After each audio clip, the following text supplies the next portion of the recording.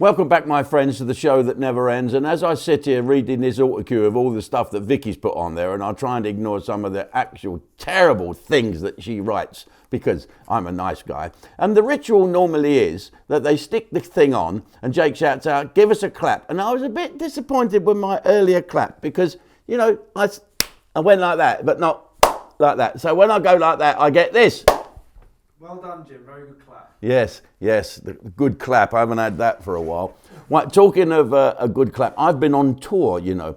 I've just done 3 great gigs. The first one was in, where was it? Jake? I can't remember, somewhere. And then I went somewhere else.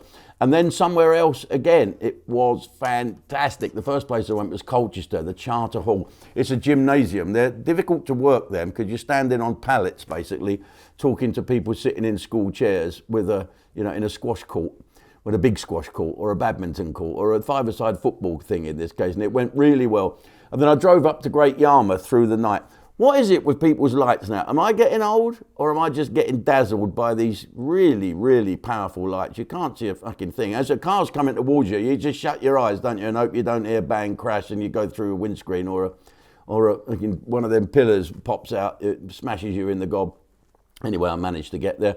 And the next day was in Felixstowe. Felixstowe is a lovely little theatre run by the council. You can sort of tell it's run by the council. And then off I go up to Hunstanton. Do you know where Felixstowe is? On the end of Felixstowe. Yeah, you know where Hunstanton is? No. North Norfolk. It's miles. And it's 1 hour 40 minutes it took us from Great Yarmouth because we got a bit lost. And my mate John Cannell, who's from the lifeboat up there, the independent lifeboat, we're not talking about the RNLI. He got a very quiet voice and I'm a bit deaf, and so for 1 hour 40 minutes I never heard a fucking thing he said to me, and all I did was try and guess what it was and formulate an answer. So I'd be driving along and he'd say this, "Oh, you think you'll get the pay?" Well, I kept doing that. Well, that's the word you use when you can't hear someone or you don't want to hear someone. So I'm going out tomorrow night about 11 o'clock. Well, yeah. Okay, so what's in the news today? There's lots of terrible things, especially with those kids being stabbed, and it's very difficult to do a show like this about the news, or I try and make it light-hearted, but sometimes there isn't light-hearted. But check this out. Now, I mentioned the other day that Doctor Who was a black gay person, and then he's been a woman. What is he going to be next? Like a Stephen Hawking, isn't he? He's going to be disabled, one-legged lesbian dwarf will be Doctor Who. And he won't be able to get in the police. He'll get in a matchbox, not at the TARDIS. Anyway, so now, listen to this. Here's the question. Do you think a black actor could play Winston Churchill? No. Well, he is called Winston. That's a sort of a dark name, isn't it? But Winston Churchill was a white person. Winston Churchill was white. People in history are of a certain colour. You know, people, if let's say you was going to get a disabled actor, and they're brilliant disabled actors. Actors are actors. If you're disabled, doesn't matter. But you can't play Winston Churchill in a wheelchair. You know, you couldn't play Douglas Bader as a black man, could you? Douglas Bader was a white bloke with no legs. Okay, so this actor, Danny Sapini, he sounds Italian, doesn't he? Danny Sapini, right, he's preparing to play King Lear, right? I wonder what colour is this Danny? Do we know who he is? Is there a picture? See if we can find one. He's preparing to play King Lear, right? Do you know what King Lear was famous for? No. Invented jet engines. Have you not heard that, the Lear jet? No. Yeah, right, King Lear, right?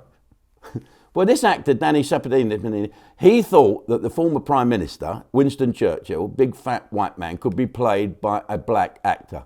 I mean, what the actual fuck? Where's it going to end? They're going to get a woman playing him. So one of them new women with a cock and a bald head who smokes cigars and drinks brandy all day. Right, but he did say, give him his due, that it needed to work both ways, right?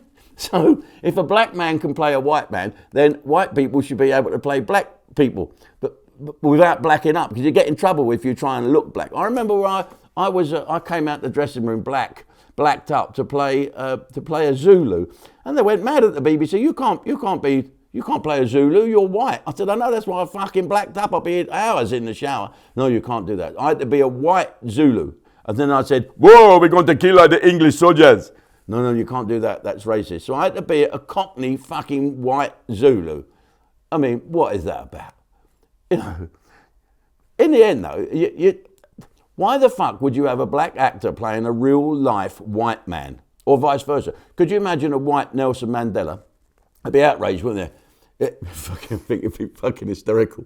Because really, Nelson Mandela's colour was a part of the important, you know, his story was all about black people and white people, a tar pipe, a par type. Yeah, whatever. So let's stop being fucking mental. Eh? Can you imagine? The Nelson Mandela story. Mr. Mandela, your struggle, please sum it up. It's been a fucking nightmare. I swear to God, I've been in that poxy cell, 6 foot by 8, for 37 years. I can't wait to get out and have pie and mash. But firstly, I'm going to go and see my mates Chaz and Dave because they've got some beer in the sideboard here. For fuck's sake, what's going on? You know these police support officers? Here's one who's gone mad. Now, I think this is a woman. This is a bird police officer, right? A hobby bobby. Now, she's gone viral on the funny thing for telling off a woman singing gospel songs on London's Oxford Street, right? You get these funny people, don't you? They say God's on the way. But this is gospel songs, gospel singing. Oh, happy days. Racist! So she's singing on London's Oxford Street. Now, was she a black woman singing gospel? I think possibly. But she got picked on by this stupid copper, and the copper claimed it was illegal to sing such songs outside of church grounds. And then this stupid cow policewoman stuck her tongue out like that, nah, to the woman she was reprimanding like a child.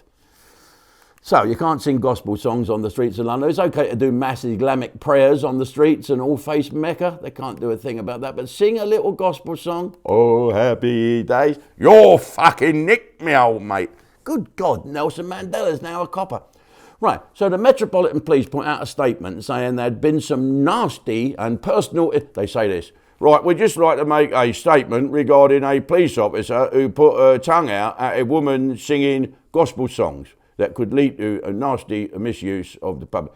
Right, so there have been some nasty and personal insults in response to the video that was made. Right. Why don't the old Bill do something, right? Why don't the old Bill spend their time training officers in the fucking law and less time caring about hurty stuff? Oh, you might upset people. Get a fucking life. All this, you policemen, when 2 teenage boys are stabbed to death in Bristol. What is going on with Britain? Wild West Britain. Unless we do something about it. It's no good the Prime Minister sitting there with Ryland looking at his new railings and going on morning TV. Prime Minister, get your Home Secretary, who we know is as tough as old boots. Let's get crime off the fucking streets. It's no good just taking the logos off the knives. Get the people who use knives as weapons banged up. Simple as that. Ladies and gentlemen, if you'd like to come over to Ustream and see what else I'm going to moan about, please do. Join us now. Go to ustream.com and you can watch us online. Or go to ustream.com. You can sign up and then take your password and your username. Go on your television, get the Ustream app, enter your details, and Bob's the philolop it all. Oh yes, you can do a footy most up there and a tilty elbow and a down the throkus and philolop it, oh yes. See you there, folks. I tell you what winds me up. Mumbling actors, lazy swearing, bad lighting on dramas, the overwhelming din of pumped up background music, constant recaps of things we've only just bloody seen, rolling news with nothing to say, and don't get me started on that grandstanding buffoon Sadiq Khan, a bloke who is more up himself than a well-greased contortionist. Did you see the fireworks at Old Year's Night? For the first time ever, it kicked off with the Mayor of London presents, bigging himself up at our expense. Pillock. It cost more than £4 million. That's the Eulers money gone. It was badly organised for the frustrated ticket buying crowd, and oddly for this virtue signalling Burke, we've yet to see the figures for the night's carbon footprint.